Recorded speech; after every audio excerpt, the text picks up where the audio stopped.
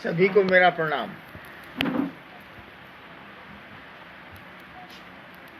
बीमारियां तो आती रहती हैं, हर 100 साल पर महामारियों का दौर चला है हमारे यहाँ।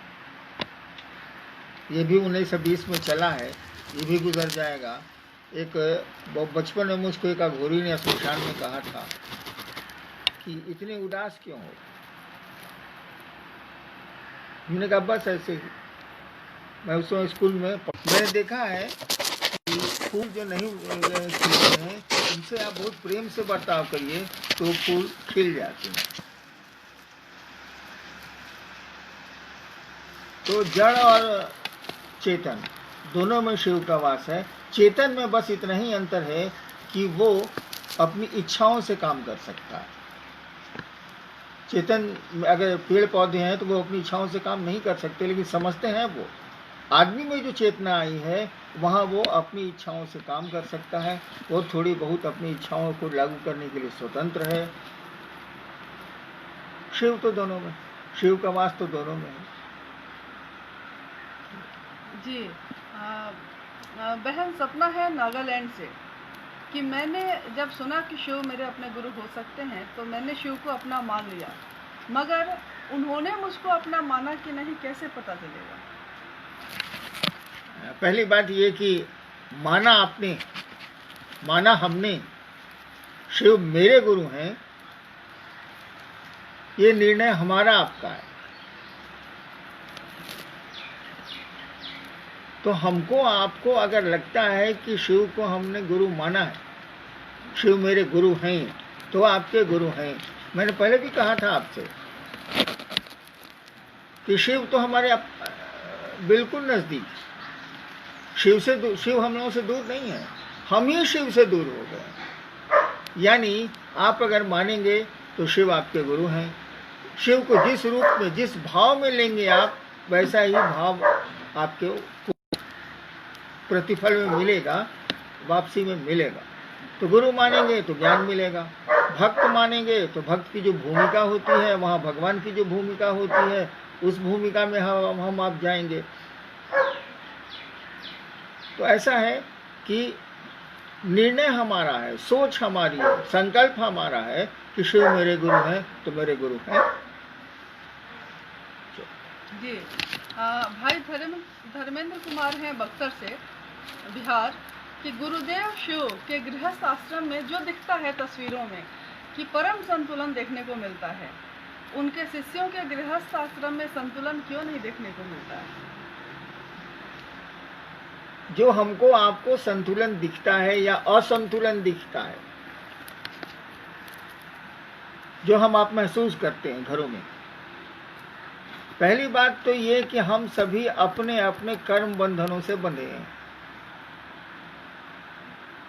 कर्म बंधनों को शिव भाव से न्यून किया जा सकता है, उनको दग्ध किया जा सकता है, उनको कम किया जा सकता है। धीरे धीरे जैसे जैसे शिव से आपका जुड़ाव, हमारा आपका जुड़ाव होगा, जैसे जैसे शिव गुरु से हमारा आपका सानिध्य बढ़ेगा, वैसे वैसे हमको आपको लगेगा कि शिव की कहानी, शिव से जुड़ी कहानियों में जो शिव का गार्हस्थ जीवन दिखलाया गया है वो तो परम सत्ता है। वहाँ तो शिव भाव अंतिम सूक्ष्मता में स्थिर है। हम लोगों के साथ वैसा है नहीं, हम लोगों के साथ जीव भाव है, और सभी जीवों की अपनी रुचि अलग अलग होती है, उनकी प्रकृति, उनका स्वभाव अलग अलग होता है। तो इसी में धीरे धीरे धीरे जब शिव भाव आएगा तो एक लगेगा कि एक मधुर रहने का भाव आ रहा है। और मैंने कहा भी है कि घर और मसान में अंतर होता है। घर को सुंदर घर रहने दीजिए, सबसे बढ़िया व्यवहार करिए, ये तो हम आप कर सकते हैं, करना चाहिए हमको। आप जी भाई मनीष है अररिया से, शिव शिष्यता के भावांतरण के लिए अपने गुरु शिव को प्रणाम निवेदन का प्रयास आवश्यक है। बड़े भैया से जानना चाहता हूँ कि ये शिष्यता का भावांतरण क्या है? शिष्यता का भावांतरण, इसका अर्थ ही है कि हम आप जिस भाव में जीते, हम आप जिस भाव में रहते हैं, वो जगत का भाव होता है। वो संसार का भाव होता है। अपने गुरु को प्रणाम करने से, शिव गुरु को प्रणाम करने से, शिव की ओर बढ़ने से ये भाव धीरे धीरे शिव की ओर रूपांतरित होता है, बदलता। यानी जीव भाव जो है वो शिव भाव में रूपांतरित होने लगता है, बदलने लगता है। गुरु का है काम यह, गुरु करते क्या है, हमारे आपके लौकिक जगत के आकर्षण में शिव भाव का आकर्षण पैदा करते हैं। शिव भाव का आकर्षण हमें आप में है, वो बीज है हम लोगों में, क्योंकि शिव से ही हम आए हैं, उस ईश्वर की ही हम प्रतिफल है उसकी सोच के। तो भावांतरण का यही अर्थ हुआ, जगत के भाव से शिव के भाव में अंतरण, जगत के भाव से शिव के भाव में रूपांतरण। यानी मन जो लौकिक जगत में है, सांसारिक जगत में है, उससे धीरे धीरे धीरे धीरे शनै शनै शनै शनै वो शिव भाव में जाए, वो ईश्वर के भाव भिन्नताओं से मुक्त हो। जी भाई विनोद गैंगटोक सिक्किम से, इन्होंने पूछा है कि रुद्राक्ष की माला पर 108 बार नमः शिवाय करने का क्या कोई निश्चित समय है या कभी भी कर सकते हैं? इसके पीछे विज्ञान क्या है?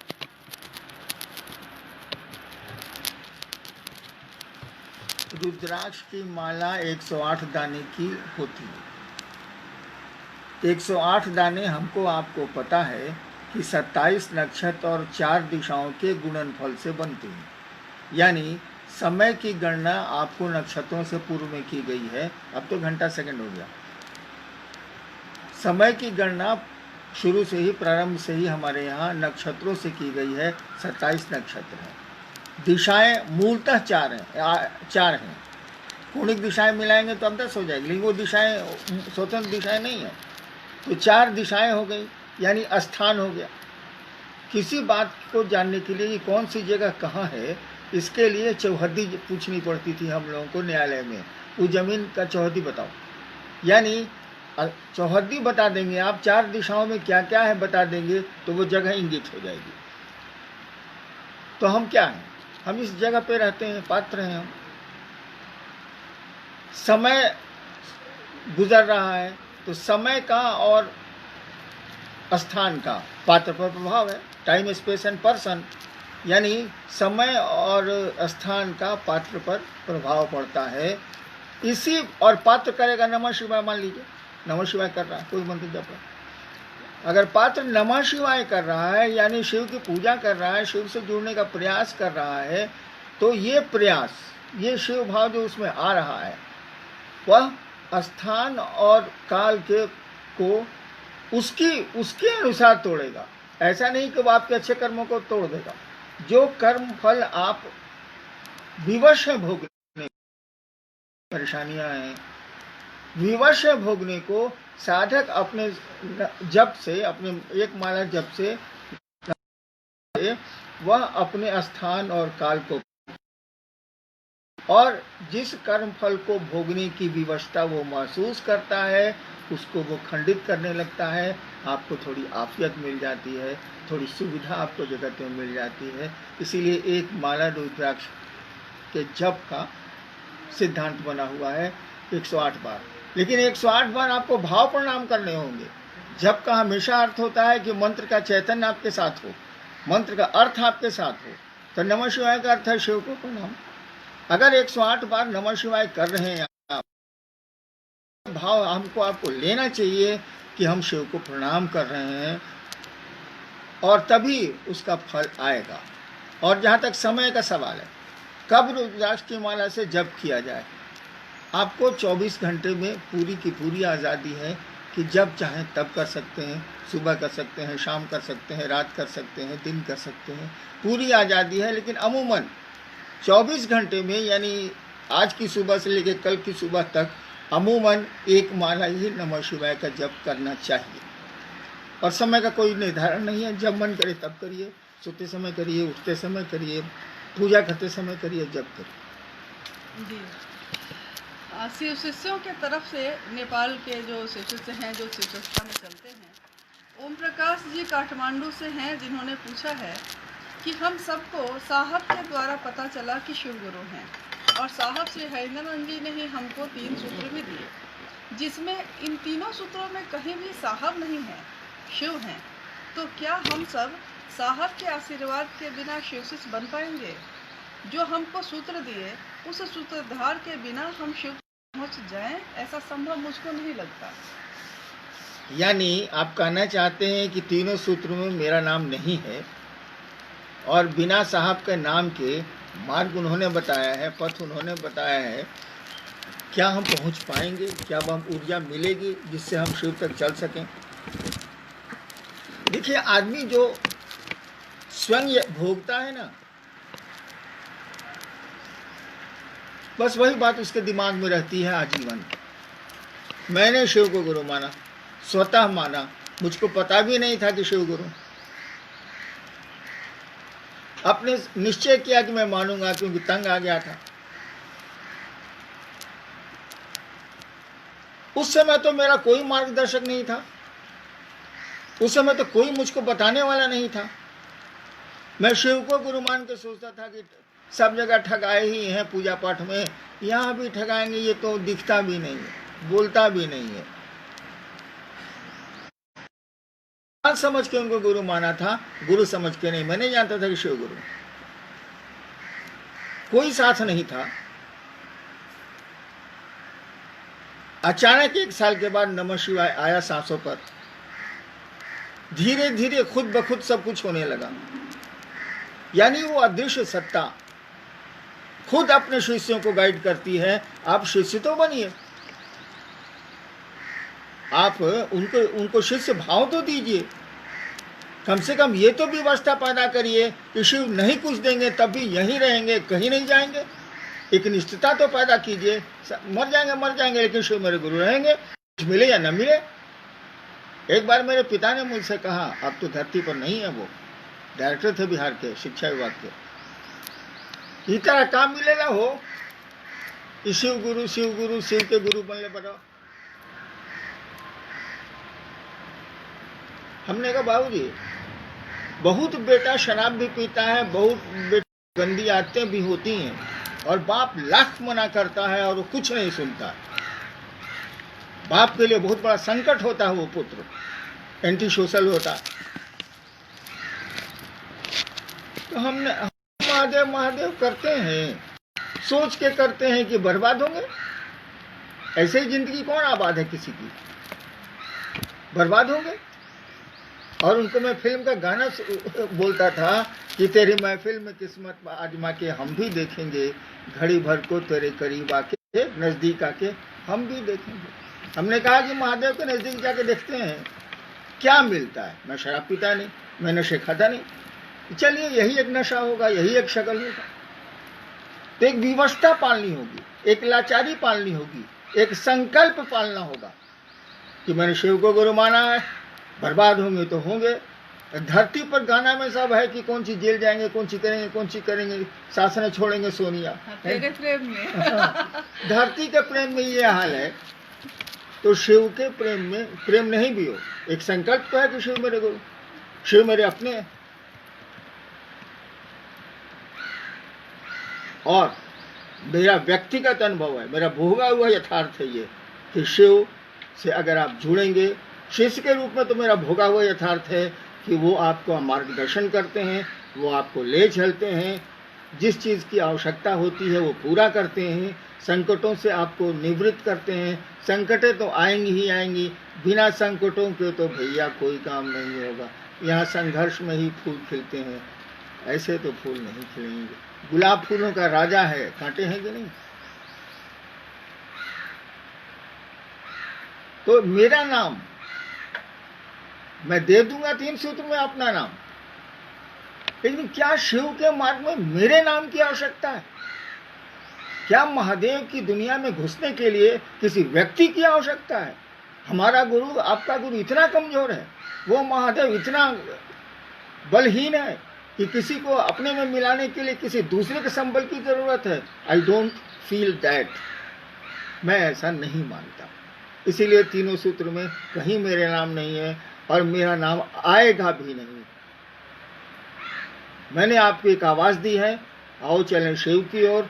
उस हमने कहा था कि चांद अंगुलियों से अगर दिखलाया जाए, अंगुलियों को पकड़ लेना, चांद को पकड़ना नहीं होता है, आप भूल कर रहे हैं। आप शिव की ओर चलिए, जितनी मदद मुझसे मिल सकती है मैं आपको करूँगा।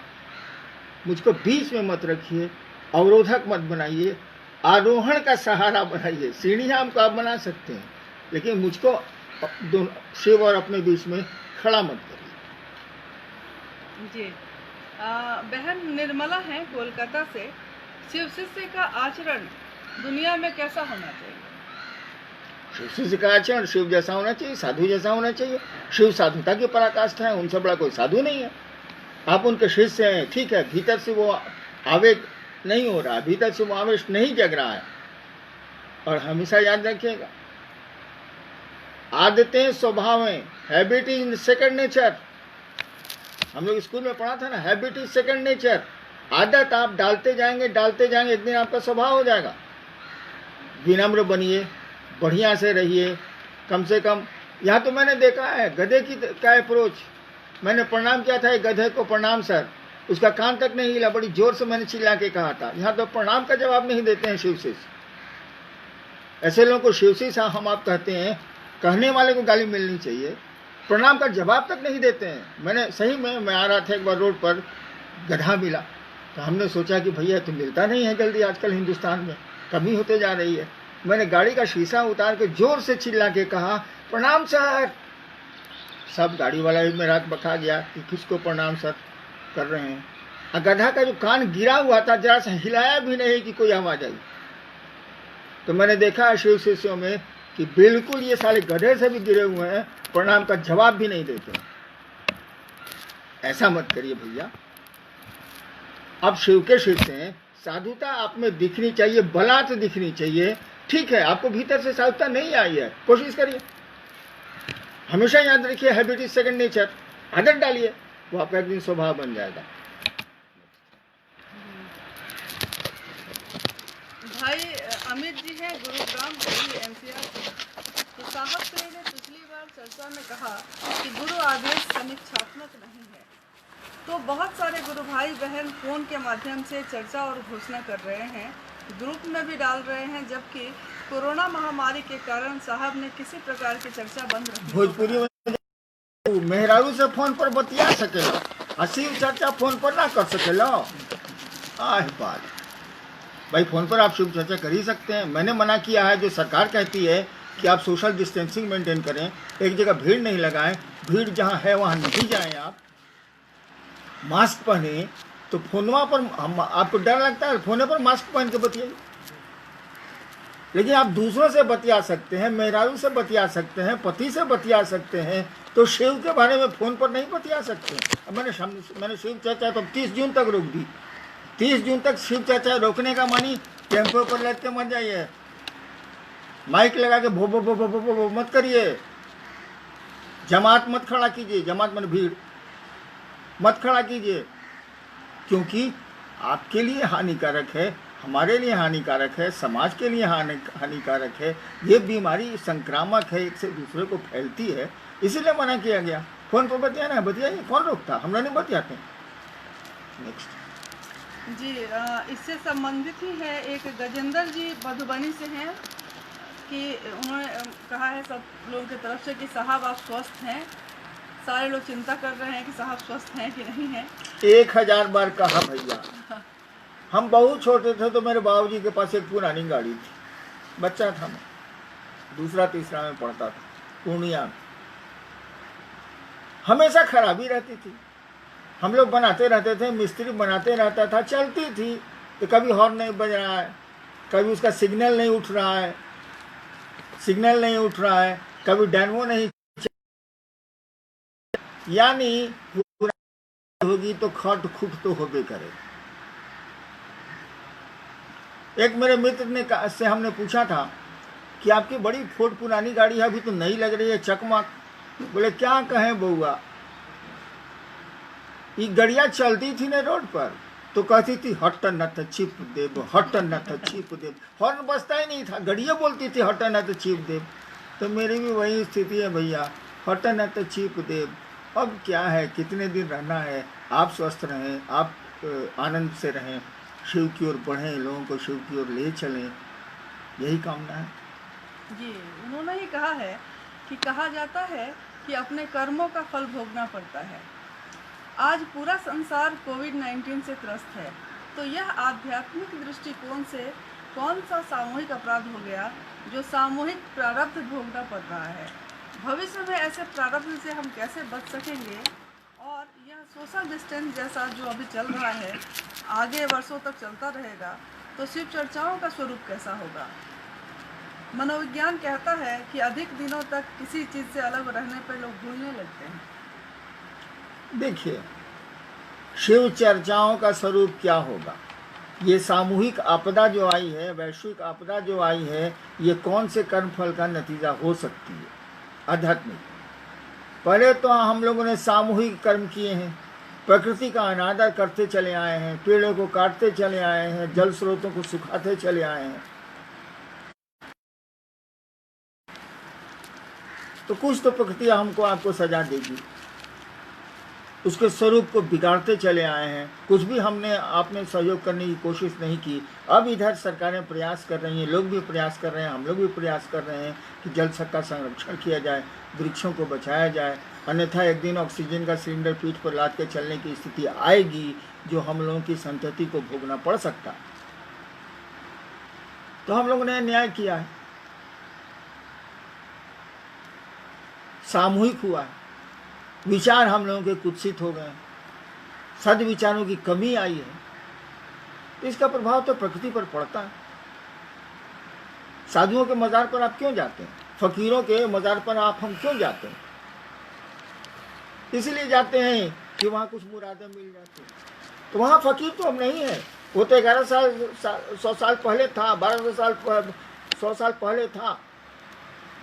और मुरादें पूरी होती हैं तभी भीड़ है, आपके कष्ट कम होते हैं तभी भीड़ है। यानी मिट्टी में उस साधु की साधुता की सोच घुसी हुई है, उस जगह पर उस साधुता की सोच घुसी हुई है। वो साधु वहाँ भी आज भी जिंदा है, जबकि शरीर छोड़े 1000 साल से ज़्यादा हो गए। तो हमारी आपकी सोच का प्रभाव तो पड़ता ही है प्रकृति पर, सब जगह पड़ता है, वातावरण पर पड़ता है। तो और ये तो विपदाएं आती रहेंगी, सामूहिक गड़बड़ियां होती रहेंगी, सामूहिक अच्छे काम भी होने चाहिए, वो भी होंगे, होते ही। जी, भाई आलोक जी हैं कटिहार से। महादेव की शिष्यता यथार्थ में सहज है या कठिन है? महादेव की शिष्यता यथार्थ में इतनी आसान है, इतनी आसान है, कुछ भी उतना आसान नहीं हो सकता। हमारा आपका भोजन भी उतना आसान नहीं है, उसमें कष्ट है कि हाथ से उठा के खाना पड़ता है, पकाना पड़ता है अन्न को। शिव की शिष्यता में अगर आप ठीक चल रहे हैं, कुछ नहीं ठीक चलना है, उसमें कुछ भी करने की जरूरत नहीं है। अगर आपके मनोभाव शिव की ओर एकनिष्ठ हैं, गुरु की ओर एकनिष्ठ हैं, तो ही ले चलते हैं। जैसे बिल्ली अपने बच्चे को टांग के ले जाती है, बंदर और बच्चे की स्थिति नहीं है। बंदरिया का बच्चा बंदरिया खुद पकड़ता है, लेकिन बिल्ली मारदार जो है, बिल्ली जो है, वो अपने बच्चे को खुद पकड़ती है। वो शिव आपको खुद ही पकड़ के ले चलेंगे। मैंने इसको देखा है, मैंने इसको अनुभव किया है। इससे आसान संसार में कुछ भी नहीं है, यहाँ तक कि सांस लेना भी उससे ज़्यादा कठिन। जी, भाई संगम जी और कृष्णा जी दोनों हैं भागलपुर से कि साहब आप बोले थे कि शिव की शिष्यता दिमाग से दिल में ले जाने का तरीका है, तो शिव की शिष्यता में दिमाग और दिल की क्या भूमिका है? वाह, आपके पूरे जीवन में है दिमाग और दिल की भूमिका। दिमाग का कहने का अर्थ हुआ कि कोई सूचना आपको मिलेगी, शिव गुरु हैं और मेरे गुरु हो सकते हैं, आपके गुरु हो सकते हैं। यहाँ दिमागी सोचेगा ना, डिस्कशन दिमागी करेगा ना, किसी निर्णय पर दिमागी पहुंचेगा ना। उसके बाद ये बात धीरे धीरे धीरे धीरे आपके दिल में प्रवेश करेगी। लौकिक जगत में यही होता है। हमारी शादी हुई, उस समय दिल में कुछ नहीं था, दिमाग में था कि फलना से ब्याह हो रहा है, फलना से हो रहा है, बाबूजी ठीक किए हैं, दिमाग में था। लेकिन साथ रहते रहते पत्नी के अब ये बात दिल में उतर गई। अगर वो बीमार होती थी तो रात भर मैं बैठा रहता था अस्पताल में। यह मामला दिल का है, अब दिमाग काम नहीं करता। यानी बुद्धि से बोध ही, बोध बने अनुभव, और बोधी मने जो बात अनुभव में आपके उतरी है, दिल में उतरी है, वो बोधी हुई। फ्रॉम इंटेलेक्ट टू इंट्यूशन, बुद्धि से बोधी में उतरी है बात, तो दिमाग पहले ही ने काम करेगा, उसके बाद दिल में आएगी बात। अब जब दिल में बात गहरी आएगी तो दिमाग काम नहीं करेगा। जब दिमाग काम जोर से करेगा तो दिल काम नहीं करेगा। शिव शिष्यता तो हृदय की चीज है, दिल का मामला, मस्तिष्क का मामला नहीं है। लेकिन प्रथमतः तो यह मस्तिष्क का ही मामला होता है। इसीलिए हमने कहा कि दिमाग से दिल में जाना होगा। शिव से जुड़ाव के लिए भाव जरूरी है। भाव दिल से पैदा होता है, विचार मस्तिष्क से पैदा होते हैं, दिमाग से पैदा होते हैं। भैया सबको प्रणाम। आप सतर्क रहें, अच्छे रहें, बाहर बिना ज़रूरत के नहीं निकलें, भीड़ भाड़ नहीं जुटाएं, मास्क पहनें, सोशल डिस्टेंसिंग मेंटेन करें। 30 जून तक बाहरी सभी चर्चाएं बंद रहेंगी। आप सबको मेरा